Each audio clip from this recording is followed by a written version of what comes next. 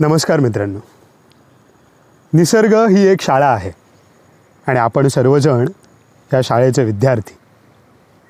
या शाळेत काही गुरुसुद्धा आहेत. आज ज्या नदीच्या ठिकाणी मी बसलो आहे, ही नदी आपली गुरु आहे. खळखळ वाहणारी नदी जाऊन मिळते समुद्राला, जे आपल्यासोबत हा संपूर्ण कोकण प्रदेश समृद्ध करून टाकते. खूप काही शिकवते. नागमोडी वळणं घेत प्रवास अखंड आणि अविरत चालू असतो या नदीचा. नदीकडे येणारे वेगवेगळे पक्षी, ही नदी सगळ्यांची तहान भागवते. नदीला स्वतःचं एक संगीत आहे. इथे नदी जिवंत आहे आणि हाच जिवंतपणा स्वतःमध्ये घेण्यासाठी कधीतरी असं शांत निसर्गाकडे जाऊन बसायला हवं. रविश्चंद्रो घनावृक्ष नदी गावश्च सज्जना, येथे परोपकाराय लोके देवेन निर्मिता. रवी, चंद्र, घन, वृक्ष, नदी आणि सज्जन माणसं देवाने परोपकारासाठी बनवलेली आहेत. मित्रहो, आज आपण अशाच नदीच्या माणसांची गोष्ट पाहणार आहोत. ही जी आमची नदी आहे ना, या नदीवरती स्वतःचं पोट भरणारे जसे पशुपक्षी आहेत, तसेच इथली रान माणसंसुद्धा आहेत. या नदीवरती वेगवेगळ्या प्रकारची मासेमारी करणारी, पावसात चढणीचे मासे असतील, खून लावून मासेमारी असेल, त्यानंतर नदी जिथे समुद्राला मिळते त्या ठिकाणी केली जाणारी मासेमारी असेल, असे ह्या एकाच नदीवरती अनेक गावातली अनेक माणसं अनेक प्रकारची मासेमारी करून स्वतःची जीवनशैली समृद्ध करतात. अशीच माणसं या नदीच्या काठीसुद्धा राहतात. नदीत खोल जाऊन मासेमारी करणारी. आज तुम्हालाही अशीच दोन माणसं दाखवतो, ज्यांना मी गेली अनेक वर्ष बघतोय. या नदीवरती स्वतःचं पोट भरतात. पारंपरिक क्यू लावून वाहत्या नदीवरती केली जाणारी ही मासेमारी खरंच एक वेगळा प्रकार आहे. आपण नदीची गळातील मासेमारी बघितली असाल, जाळं टाकून मासेमारी बघितली असाल, पण वाहत्या नदीत जाळं टाकता येणार नाहीत, वाहत्या नदीत गळ धरता येणार नाही. मग ह्या कामाची सुरुवात होते टोके बनवण्यापासून. टोके म्हणजे वेलींच्या टोपल्या असतात. नदीच्या बाजूला एक विशिष्ट प्रकारचे नॅचरल स्वॅम्प्स आढळतात, म्हणजे थोडक्यात तुम्ही गोड्या पाण्यातले मँग्रोव्ज म्हणू शकतात, की जे नदीचा तळ आणि माती, दगडसुद्धा घट्ट धरून ठेवतात. अशी ही नदीकडे झुकलेली, नदीत वाढलेली ही जी झाडं आहेत, ती या नदीमध्ये मुबलक प्रमाणामध्ये आहेत. तर त्यांच्या वेली काढल्या जातात. त्यांच्या वेलींपासून गुंडाळून त्यातही एक कलाकुसर आहे, त्यातही एक कौशल्य आहे. त्यातून ह्या टोपल्या वळल्या जातात, बांधल्या जातात. त्याचं एक टोक तसंच ठेवलं जातं. संपूर्ण गोलाकार बांधलेल्या ह्या टोक्यांचं एक टोक मात्र तसंच ठेवलं जातं. जितका तुमचा बांध मोठा असेल नदीवरचा, तितके आपल्याला जास्त टोके बनवायला लागतात. टोके म्हणजे मासे पकडण्याचे पिंजरे.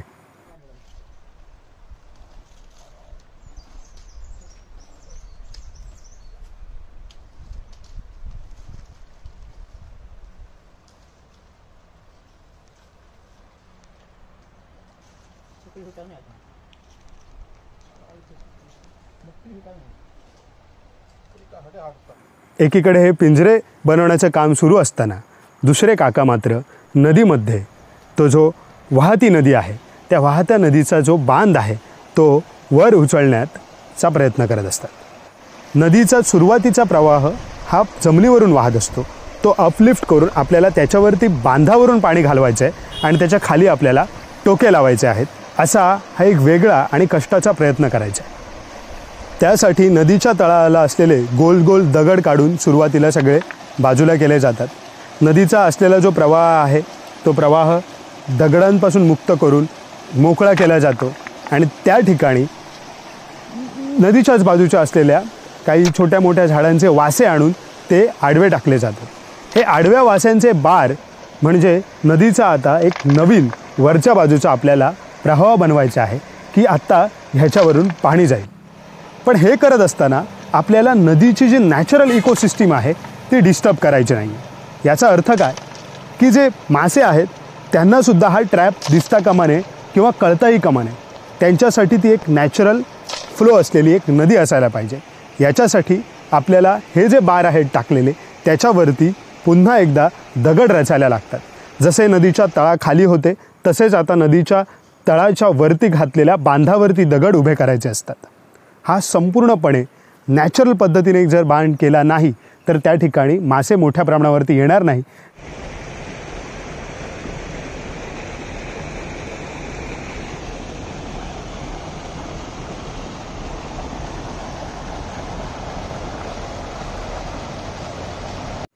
असा हा नैसर्गिक बांध घालण्याची ही प्रक्रिया खूप जास्त मेहनतीची आहे. नदीचा अख्खा प्रवाह तुम्हाला वरती उचलायचा आहे, त्यामुळे लाकडंही बऱ्यापैकी वरती टाकावी लागतात. हा प्रवाह डिस्टर्ब होता कामा नये. नदीच्या या प्रवाहामुळे तिथे एक छोटासा धबधबा तयार होईल, तिथे एक खड्डा निर्माण होईल. त्या खड्ड्यातून तुम्हाला आत जाऊन पुन्हा एकदा हे टोकेसुद्धा लावायचे. मित्र, मग हा बांध घातल्याच्या नंतर आता खरी वेळ आहे मासे पकडणार कसे हे पाहण्याची. मासे पकडण्यासाठी आपल्याला एक विशिष्ट प्रकारचा बांबू वापरायला लागतो. हा असतो कणकीचा बांबू.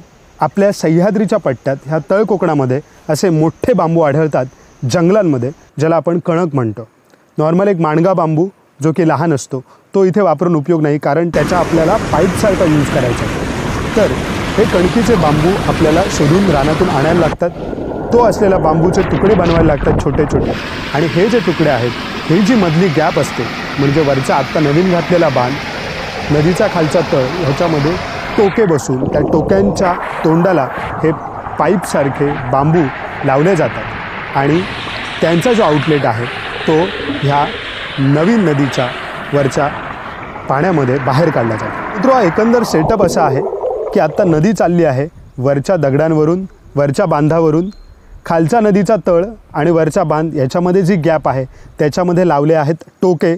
त्या टोक्याच्या तोंडाला लावला आहे हा कणकीचा बांबूचा पाईप, ज्याचा आउटलेट आहे ह्या नवीन नदीवरून जाणारा. तर ज्या वेळेस मासा नॅचरली ह्या एन्व्हायरमेंटमध्ये येतो, नॅचरली या नदीच्या वरच्या पट्ट्यात येतो, त्यावेळेस तो ह्या भवऱ्यामध्ये फसतो. हा जो बांबू लावलेला असतो, हा बांबू पोकळ असल्यामुळे तो हे जे पाणी आहे ते खेचून घेतो आतमध्ये. आणि त्याच्या ह्या व्हॅक्यूमसारख्या प्रेशरमुळे जो मासा असतो तो तेवढ्या फेरीमध्ये आल्याच्या नंतर झपकन खाली ओढून घेतला जातो आणि तो त्या टोक्यांमध्ये जमा होतो. तर अशी अतिशय इंटरेस्टिंग आणि त्यातही सायन्स वापरून, त्यातही विज्ञान आणि मानवी कौशल्य वापरून तयार केलेला हा कीव नावाची मासेमारी ही एक कोकणातली अतिशय सुंदर आणि वेगळ्या पद्धतीची मासेमारी.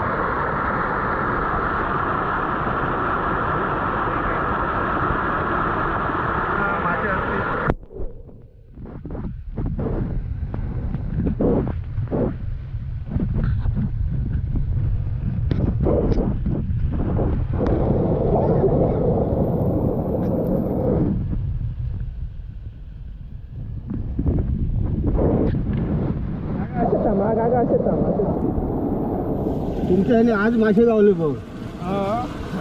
नाही तर गावात नाही गावात दोन मोठले गावात. हां हां हां कालचा काम केलं वरती. हां हां हां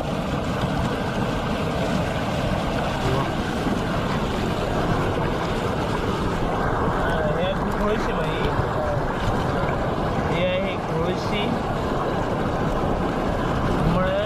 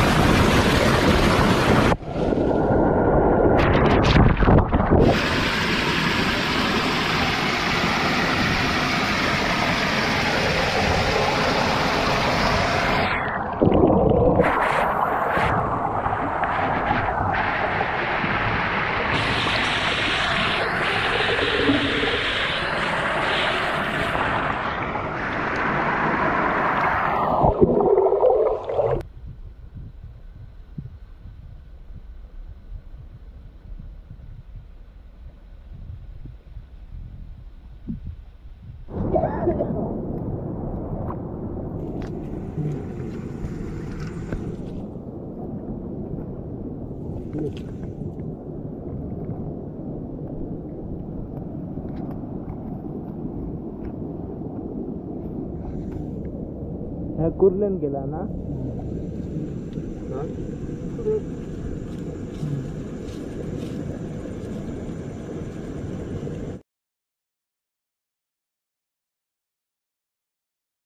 मुळवे मासे आहे, हे सगळे वाळा आहे, हे सगळे नदीतले मासे आहेत.